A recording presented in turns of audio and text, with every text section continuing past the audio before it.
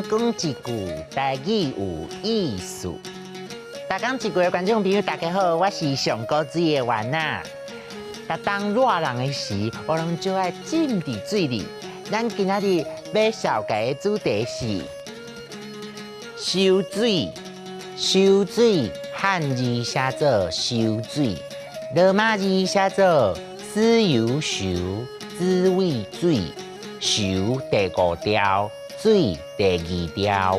收水，嘛有人讲是游泳，这是热天上赞的活动之一。尤其台湾四边拢是海，游泳池嘛四界拢有，要收水实在真方便。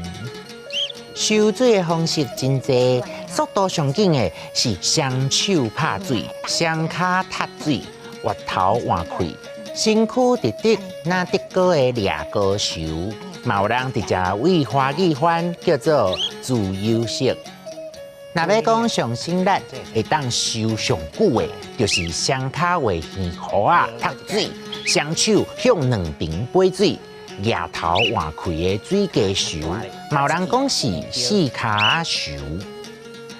啊，若无想要进气，想要互片啊一直维持伫水面顶，就使规个人面向顶悬，贴伫水面，脚豆豆啊踏，手慢慢啊向后壁背水。这种手法的名无介好听，叫死囡仔踢。啊，若还袂晓收水的，嘛会当用圆圆内面灌风会浮起来的游泳裤啊，也是一块大大地会铺伫水面的铺板辅助，就唔惊沉落去啊。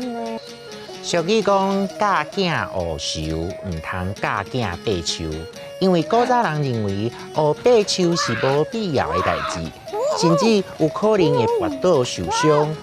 啊，若是学收水，会当互身体勇健，拄到危险，佫会使救家己一命。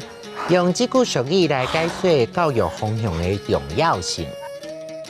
溜收水，掠高收，水加收，死囡仔踢，游泳裤啊。教囝学收，唔通教囝爬树。原来我要囡仔去学收啊，无拢互同学笑我是袂晓收水的山羊啊。今日的大港一句就讲到这，多谢观众朋友的收看，咱后摆再会。